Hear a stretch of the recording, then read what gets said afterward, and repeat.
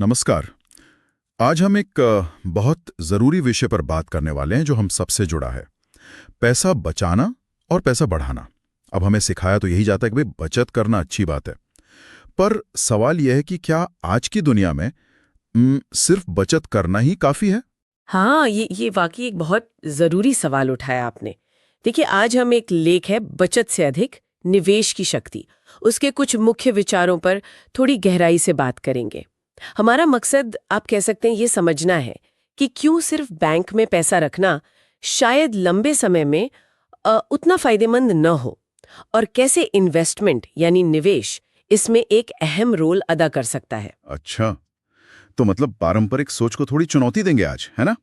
लोगों के मन में यह सवाल तो आता ही है कि बैंक में रखा पैसा हाँ सुरक्षित है, पर क्या उसकी असली कीमत, वो खरीदने की ताकत समय के साथ घट रही है? चलिए इसी पर आज विस्तार से बात करते हैं। बिल्कुल। तो शुरुआत करते हैं पारंपरिक सोच से। बचत अच्छी आदत है, भविष्य के लिए जरूरी है, ये तो सब मानते हैं। लेकिन क्या ये आज के माहौल में, मतलब आज की महंगाई के दौर में पूरी कहानी है? यहीं पर शायद वो अनदेखा दुश्मन आता है, इन्फ्लेशन, महंगाई। आपने बिल्कुल सही शब्द इस्तेमाल किया, अनदेखा दुश्मन। देखिए, भारत में अगर हम पिछले कुछ दशकों का औसत देखें तो महंगाई दर, मतलब जिस रफ्तार से चीजों के दाम बढ़ते हैं, वो करीब 6 से 7% सालाना रही है। 6 से 7% हर साल? जी हाँ, औसतन। अब सोचिए, हमारे सेविंग्स अकाउंट पर ब्याज कितना मिलता है? ज्यादातर 3 से 4% ही होता है। हाँ, आजकल तो और भी कम हो गया है कहीं कहीं। तो अच्छा, इसका मतलब ये हुआ कि मेरा पैसा जिस स्पीड से बैंक में बढ़ रहा है, उससे ज्यादा स्पीड से महंगाई उसकी वैल्यू कम कर रही है। एग्जैक्टली, बिल्कुल यही बात है। इसीलिए महंगाई को साइलेंट वेल्थ किलर कहते हैं। मतलब चुपचाप आपकी दौलत को, आपकी खरीदने की ताकत को ये कम करती जाती है। एक उदाहरण से समझें। मान लीजिए आपके पास 1 लाख रुपए हैं। हाँ। आपने सेविंग्स अकाउंट में रखे, 4% ब्याज मिला। साल के अंत में कितने हुए? 1,04,000। हाँ, 1,04,000।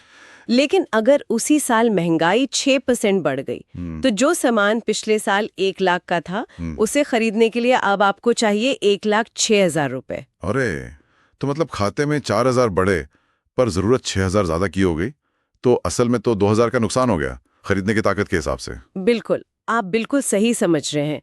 और सोचिए, ये तो सिर्फ 1 साल का हिसाब है। हाँ हाँ, 1 साल का। अगर यही सिलसिला मान लीजिए 30 साल तक चले, 6% सालाना महंगाई पर, तो आज के 1 लाख रुपए की जो खरीदने की शक्ति है ना, वो लगभग 43-44% कम हो जाएगी। क्या बात कर रही हैं? आधे से भी कम रह जाएगी वैल्यू 30 साल में? जी हाँ, ये गणित है महंगाई का। बाप रे, ये तो वाकई, मतलब इसे घटते मूल्य का गणित ही कहना पड़ेगा। अगर आज 1 लाख में जो आता है वही सब मुझे 25 साल बाद खरीदना हो 6% महंगाई के हिसाब से, तो कितने पैसे चाहिए होंगे? हिसाब लगाएं तो आपको करीब 4,29,000 रुपए चाहिए होंगे। 4,29,000? हाँ, और सोचिए, आपका वो 1 लाख रुपया जो 4% वाले सेविंग्स अकाउंट में पड़ा था 25 साल, वो बढ़कर कितना होगा? कितना होगा? शायद 2.5 लाख? करीब 2,66,584 रुपए। ओ, तो जरूरत है 4,29,000 की और मिलेगा सिर्फ 2,66,000। मतलब लगभग 1,62,000 रुपए कम पड़ गए। बिल्कुल, सीधी सीधी कमी। तो देखिए, लेख का जो निष्कर्ष है वो शायद थोड़ा कठोर लगे, पर गणित तो यही कहता है। सिर्फ बचत करना बिना निवेश के धीरे धीरे गरीब बनने की गारंटी जैसा है। ये तो सोचने वाली बात है। ठीक है, तो बचत की ये सीमाएं तो समझ में आ गई। महंगाई वाकई एक बड़ा चैलेंज है, तो फिर समाधान क्या है? आप निवेश की बात कर रही थी, यहां से बात थोड़ी इंटरेस्टिंग होती है। निवेश कैसे इस सिचुएशन को बदल सकता है? हाँ, निवेश का सबसे बड़ा फायदा यही है कि उसमें महंगाई को मात देने वाले रिटर्न यानी मुनाफा कमाने की संभावना होती है। आप इतिहास देखें तो इक्विटी बाजारों ने, मतलब शेयर बाजार से जुड़े निवेशों ने, लंबी अवधि में हमेशा सेविंग्स अकाउंट या महंगाई दर से कहीं बेहतर प्रदर्शन किया है। कितना बेहतर? जैसे भारत में क्या आंकड़े हैं? देखिए, भारत में अगर लंबी अवधि की बात करें तो इक्विटी से औसतन 15 से 18% सालाना रिटर्न मिला है। कभी कभी अच्छे दौर में ये 20% से भी ऊपर गया है। लेकिन अगर हम थोड़ा कंजर्वेटिव भी रहें तो 10 से 12% सालाना रिटर्न की उम्मीद तो रख ही सकते हैं लंबी अवधि में। 10-12% और सेविंग्स अकाउंट में 3-4%। ये तो बहुत बड़ा फर्क है। बहुत बड़ा। और यहीं से वो चीज शुरू होती है जिसे निवेश का जादू कहते हैं, कंपाउंडिंग यानी चक्रवृद्धि ब्याज। कंपाउंडिंग, हाँ सुना तो है। एल्बर्ट आइंस्टाइन ने इसे दुनिया का 8वां अजूबा कहा था शायद। जी हाँ, बिल्कुल। अब उसी 1 लाख रुपए वाले उदाहरण पर वापस आते हैं। मान लीजिए उसे सेविंग्स अकाउंट की बजाय किसी ऐसी जगह निवेश किया जहां औसतन 12% सालाना रिटर्न मिला, तो 30 साल बाद वो रकम कितनी हो सकती है, अंदाजा लगाइए। 12% पर 30 साल, शायद 10-12 लाख। नहीं, लगभग 30 लाख रुपए। क्या 30 लाख? अरे, जबकि सेविंग्स में तो वो सिर्फ 3-3.25 लाख ही होती है। गजब, ये कैसे? यही तो कंपाउंडिंग की ताकत है। देखिए, सेविंग्स अकाउंट में ब्याज अक्सर सिर्फ आपके मूलधन पर मिलता है ना? हाँ। लेकिन निवेश में कंपाउंडिंग में क्या होता है, आपको अपने मूल निवेश पर तो रिटर्न मिलता ही है, फिर अगले साल उस रिटर्न पर भी रिटर्न मिलता है, फिर उसके अगले साल मूलधन और अब तक के सारे रिटर्न पर रिटर्न मिलता है। तो वो रिटर्न पर रिटर्न जो है ना, वो आपके पैसे को एक तरह से एक्सपोनेंशियली बढ़ाता है, जैसे एक छोटा सा स्नोबॉल पहाड़ी से लुढ़कते हुए बड़ा और बड़ा होता जाता है। अच्छा, मतलब पैसा अपने आप पैसा कमा रहा है। इसको SIP के उदाहरण से समझ सकते हैं, जो लोग हर महीने थोड़ा थोड़ा निवेश करते हैं। हाँ, बिल्कुल। SIP यानी सिस्टमैटिक इन्वेस्टमेंट प्लान बहुत अच्छा उदाहरण है। मान लीजिए कोई हर महीने 10,000 रुपए की SIP करता है और उसे औसतन 12% सालाना रिटर्न मिलता है। तो 25 सालों में उसने कुल कितना पैसा लगाया? 10,000 महीना, 25 साल, मतलब 10,000 गुना 12 गुना 25, ये हुआ 30 लाख रुपए। सही, कुल निवेश हुआ 30 लाख रुपए। लेकिन आपको पता है, 12% रिटर्न पर 25 साल बाद वो रकम बढ़कर कितनी हो सकती है? कितनी? 30 लाख का शायद 70-80 लाख। लगभग 1,79,00,000 रुपए। 1,79,00,000 30 लाख के निवेश पर, ये कैसे मुमकिन है? कंपाउंडिंग। इसमें से आपका लगाया हुआ पैसा तो सिर्फ 30 लाख है, बाकी का जो करीब 1,49,00,000 रुपया है, वो सिर्फ कंपाउंडिंग की वजह से बना है, रिटर्न पर रिटर्न। बाप रे, ये तो कमाल है। मतलब जो हम पैसा लगा रहे हैं उससे कहीं ज्यादा तो कंपाउंडिंग से बन रहा है लंबी अवधि में। जी, और यहीं पर एक और बहुत जरूरी बात आती है। आप जितनी जल्दी निवेश शुरू करते हैं ना, कंपाउंडिंग को काम करने के लिए उतना ही ज्यादा वक्त मिल जाता है और नतीजा उतना ही बेहतर होता है। कहते हैं ना, निवेश में समय आपका सबसे अच्छा दोस्त है। अच्छा, मतलब अगर कोई देर से शुरू करे तो उसे ज्यादा नुकसान होता है, भले ही वो ज्यादा पैसे क्यों ना लगाए। हाँ, इसे समझने के लिए लेख में एक बहुत अच्छी तुलना दी गई है। 2 लोग हैं, मान लीजिए A और B। A 25 साल की उम्र में 5,000 रुपए महीना निवेश करना शुरू करता है और 60 साल की उम्र तक करता रहता है, यानी 35 साल तक। ठीक है, 5,000 35 साल तक। और वो भी 60 साल की उम्र तक करता है, यानी 25 साल तक। मान लेते हैं दोनों को 12% सालाना रिटर्न मिला। तो बी ने हर महीने डबल पैसा लगाया, पर 10 साल देर से शुरू किया। क्या लगता है किसका पैसा ज्यादा बनेगा? बी का, क्योंकि वो ज्यादा लगा रहा है। ज्यादातर लोग यही सोचेंगे, लेकिन नतीजा देखिए। व्यक्ति A जिसने जल्दी शुरू किया था, उसने कुल कितने पैसे लगाए? 5,000 × 12 महीने × 35 साल, 21 लाख रुपए। 21 लाख। और 60 की उम्र में उसके पास जमा हुए लगभग 2,90,00,000 रुपए। 2,90,00,000, 21 लाख लगाकर। अब B को देखिए, उसने देर से शुरू किया पर ज्यादा लगाया। 10,000 × 12 महीने × 25 साल = 30 लाख रुपए। हाँ, 30 लाख लगाए, ज्यादा लगाए इसे। लेकिन 60 की उम्र में उसके पास जमा हुए सिर्फ 1,79,00,000 रुपए। अरे, ये क्या हुआ? ए ने कम पैसे 21 लाख रुपए लगाकर भी लगभग 1,10,00,000 रुपए ज्यादा बना लिए बी, जिसने 30 लाख लगाए। जी हाँ, यही है जल्दी शुरुआत करने और कंपाउंडिंग को ज्यादा समय देने का फायदा। वो शुरुआती 10 साल जो ए को मिले, उसने सारा फर्क पैदा कर दिया। ये तो सच में आंखें खोलने वाली बात है।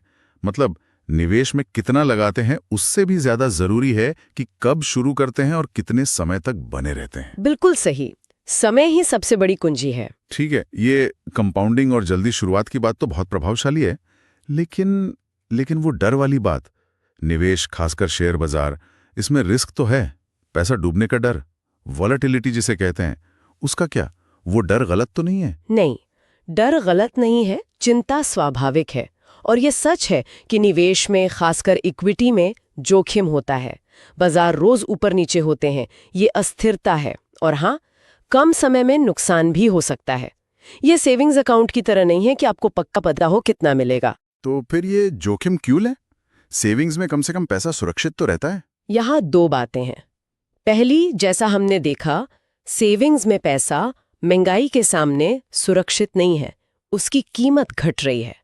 दूसरी, निवेश का जोखिम लंबी अवधि में काफी कम हो जाता है। कैसे कम हो जाता है? देखिए, ऐतिहासिक डेटा ये बताता है कि अगर आपने अपना निवेश ठीक से फैलाया है, मतलब डाइवर्सिफाई किया है, तो पिछले 100 सालों में दुनिया भर में ऐसा कोई भी 20 साल का पीरियड नहीं रहा जब स्टॉक मार्केट में लगाए पैसे ने महंगाई को एडजस्ट करने के बाद भी नुकसान दिया हो। 20 साल की अवधि में नुकसान नहीं, ये तो बड़ी बात है।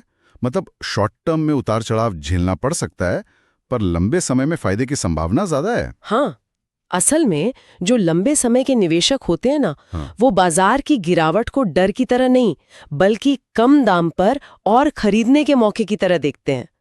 नजरिया लंबी अवधि का होना चाहिए।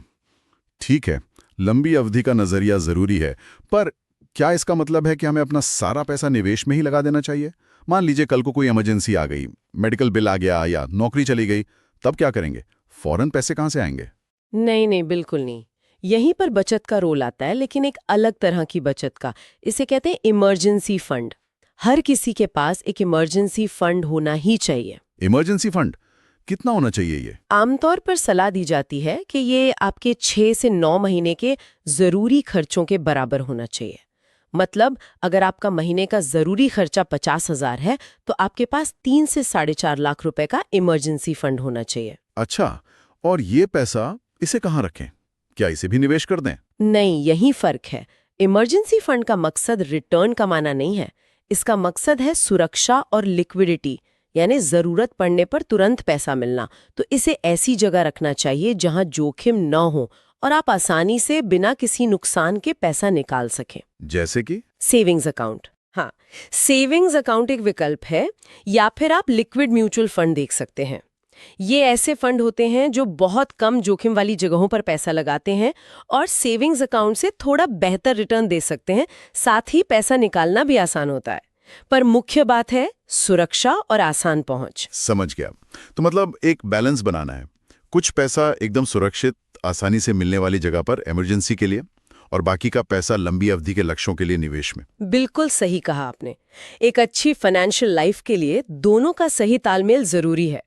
इमरजेंसी फंड आपको मानसिक शांति देता है, सुरक्षा देता है, और निवेश आपको भविष्य के लिए संपत्ति बनाने का जरिया देता है। ठीक है, एक और चीज है जो अक्सर लोगों के मन में आती है, टैक्स। ये बचत और निवेश के पूरे गणित पर कैसे असर डालता है?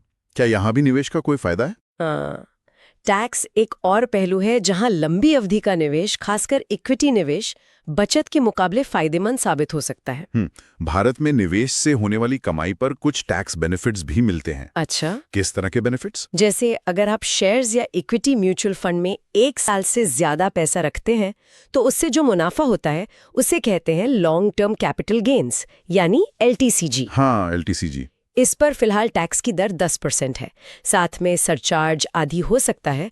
और इसमें भी एक अच्छी बात यह है कि एक वित्तीय वर्ष में 1 लाख रुपए तक के LTCG पर कोई टैक्स नहीं लगता। ओह, अच्छा, 1 लाख तक की छूट। और सेविंग्स अकाउंट से जो ब्याज मिलता है उस पर कितना टैक्स लगता है? सेविंग्स अकाउंट का ब्याज आपकी कुल सालाना आमदनी में जुड़ जाता है और उस पर आपके इनकम टैक्स स्लैब के हिसाब से टैक्स लगता है। मतलब अगर कोई 20% या 30% टैक्स ब्रैकेट में आता है, तो उसे ब्याज पर भी उतना ही टैक्स देना पड़ सकता है, कुछ छूट के बाद। तो साफ दिख रहा है कि टैक्स के मामले में भी लंबी अवधि का इक्विटी निवेश ज्यादा बेहतर है। 10%, वो भी 1 लाख की छूट के बाद, बनाम 20-30% टैक्स स्लैब। जी, इसके अलावा कुछ खास निवेश होते हैं, जैसे ELSS, equity linked saving scheme. ये टैक्स बचाने वाले म्यूचुअल फंड है, या PPF, पब्लिक प्रोविडेंट फंड। इनमें निवेश करने पर आपको इनकम टैक्स एक्ट की धारा 80C के तहत अपनी टैक्सेबल इनकम पर छूट भी मिलती है। तो जब हम असली रिटर्न की बात करते हैं, मतलब महंगाई और टैक्स दोनों हटाने के बाद हाथ में क्या बचा, तो उसमें भी निवेश आगे निकल जाता है। अक्सर हाँ, आप सोचिए, अगर निवेश पर 12% रिटर्न मिला, उसमें से मान लीजिए टैक्स गया, 1 लाख की छूट के बाद जो भी लगा, फिर 6-7% महंगाई भी हटा दीजिए, तो भी आपके हाथ में कुछ पॉजिटिव रियल रिटर्न बचता है। हाँ, जबकि सेविंग्स अकाउंट का 4% ब्याज, उस पर टैक्स लगा, फिर महंगाई घटी, तो असल में आपकी खरीदने की शक्ति शायद कम ही हो रही है। बिल्कुल। ये सारी बातें, महंगाई, कंपाउंडिंग, जोखिम, इमरजेंसी फंड, टैक्स, बहुत ज़रूरी हैं। लेकिन अब सवाल ये है कि एक आम इंसान इन सबको जोड़कर अपने लिए एक सही रणनीति कैसे बनाए? मतलब कहाँ कितना पैसा लगाए? हाँ, ये सबसे अहम सवाल है। यहाँ 2 कॉन्सेप्ट्स बहुत काम आते हैं, एसेट एलोकेशन और डाइवर्सिफिकेशन। एसेट एलोकेशन, डाइवर्सिफिकेशन, ये क्या है? डाइवर्सिफिकेशन का मतलब तो आसान है, सारे अंडे एक टोकरी में मत रखो, यानी अपना सारा पैसा एक ही जगह, जैसे सिर्फ शेयर बाजार में या सिर्फ प्रॉपर्टी में मत लगाओ। उसे अलग अलग तरह के एसेट्स में बांटो, कुछ इक्विटी शेयर, कुछ डेट जैसे बॉन्ड, एफडी, थोड़ा सोना, थोड़ा रियल एस्टेट शायद। इससे क्या होता है कि अगर एक एसेट क्लास अच्छा नहीं कर रहा तो दूसरा शायद उसे बैलेंस कर दे, जोखिम बट जाता है। अच्छा, रिस्क कम करने के लिए फैलाना। और एसेट एलोकेशन? एसेट एलोकेशन इसी का एक स्ट्रक्चर्ड तरीका है। ये तय करना कि आपकी उम्र, आपके वित्तीय लक्ष्य और आप कितना जोखिम ले सकते हैं, उसके हिसाब से आपको अपनी कुल निवेश रकम का कितना प्रतिशत किस asset class, equity, debt, gold आदि में रखना चाहिए। और ये कैसे तय होता है कि कितना कहाँ लगाएं? इसका कोई नियम है? कोई एक नियम सबके लिए फिट नहीं होता, ये बहुत पर्सनल होता है, लेकिन कुछ अंगूठे के नियम हैं। जैसे एक मशहूर बजट नियम है 50-30-20।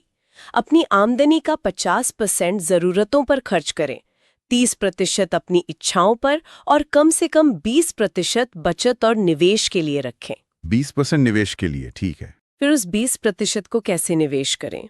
एक आम सलाह है कि आपकी उम्र जितनी कम है, आप इक्विटी में उतना ज्यादा हिस्सा रख सकते हैं, क्योंकि आपके पास समय ज्यादा है बाजार के उतार चढ़ाव को झेलने का। जैसे कुछ लोग कहते हैं 100 उम्र वाला फॉर्मूला इक्विटी में लगाएं। अगर आप 30 साल के हैं तो 70% इक्विटी में, बाकी डेट में। जैसे जैसे उम्र बढ़े, इक्विटी का हिस्सा कम करते जाएं। लेकिन ये सिर्फ एक गाइडलाइन है। और लक्ष्यों की बात भी की थी आपने। हाँ, वो बहुत जरूरी है। लक्ष्य आधारित निवेश, गोल बेस्ड इन्वेस्टिंग। आप अपने हर बड़े लक्ष्य के लिए, जैसे 5 साल में कार खरीदना, 15 साल में बच्चे की पढ़ाई, 25 साल में रिटायरमेंट, अलग अलग योजना बनाएं। जो लक्ष्य नजदीक है 5 साल, उसके लिए कम जोखिम वाले निवेश जैसे डेट फंड या एफडी चुनें। जो लक्ष्य दूर है 15-25 साल, उसके लिए आप इक्विटी में ज्यादा पैसा लगा सकते हैं, क्योंकि रिटर्न ज्यादा मिलने की संभावना है और समय भी है। अच्छा, तो हर गोल के लिए अलग रणनीति, ये समझदारी की बात लगती है। बिल्कुल, इससे चीजें साफ रहती हैं और आप सही जगह पर सही तरह का जोखिम लेते हैं। चलिए, तो आज हमने काफी गहराई से बात की। अगर संक्षेप में कहें तो मुख्य बातें क्या रहीं? पहली तो ये कि महंगाई हमारी बचत को धीरे धीरे खा जाती है और सिर्फ सेविंग्स अकाउंट का ब्याज उससे लड़ने के लिए अक्सर काफी नहीं होता। सही। दूसरी बात, निवेश, खासकर लंबी अवधि का इक्विटी निवेश, न सिर्फ महंगाई को हरा सकता है, बल्कि कंपाउंडिंग की शक्ति से वाकई में संपत्ति बना सकता है। और इसमें जल्दी शुरुआत करना बहुत फायदेमंद है। हाँ, वो 2 करोड़ 90 लाख बनाम 1 करोड़ 79 लाख वाला उदाहरण। फिर हमने देखा कि निवेश में जोखिम है, अस्थिरता है, लेकिन लंबी अवधि में ये जोखिम कम हो जाता है। और इमरजेंसी के लिए अलग से सुरक्षित फंड रखना बेहद जरूरी है। बिल्कुल, और टैक्स के नियम भी लंबी अवधि के निवेश को सपोर्ट करते हैं। साथ ही एसेट एलोकेशन, डाइवर्सिफिकेशन और लक्ष्य आधारित निवेश जैसी रणनीतियां अपनाकर हम एक मजबूत वित्तीय योजना बना सकते हैं। तो कुल मिलाकर सहार यही है कि आज के जमाने में सिर्फ पैसा बचा लेना ही काफी नहीं है। अगर सच में वित्तीय रूप से आगे बढ़ना है, सुरक्षित भविष्य बनाना है, तो बचत के साथ साथ सोच समझकर, जानकारी के साथ निवेश करना ही होगा। दोनों का संतुलन जरूरी है। एकदम सही निष्कर्ष। आप कह सकती हैं कि वित्तीय आजादी का रास्ता सिर्फ सुरक्षा खोजने से नहीं मिलता, बल्कि सोचे समझे, परिकल्पित, कैलकुलेटेड जोखिम लेने से मिलता है। इमरजेंसी के लिए बचत और भविष्य के लिए निवेश, ये दोनों मिलकर ही एक संतुलित और सफल वित्तीय जीवन बनाते हैं।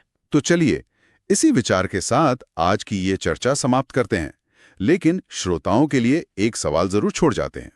आज जो बातें हमने की, उनके आधार पर आप अपनी मौजूदा पैसे बचाने और बढ़ाने की आदतों को कैसे देखते हैं? क्या आपको लगता है कि सिर्फ सुरक्षित रहने की परिभाषा पर दोबारा सोचने की जरूरत है, ताकि आप सिर्फ पैसा बचाएं नहीं, बल्कि उसे सही मायने में बढ़ाएं भी? सोचिएगा जरूर।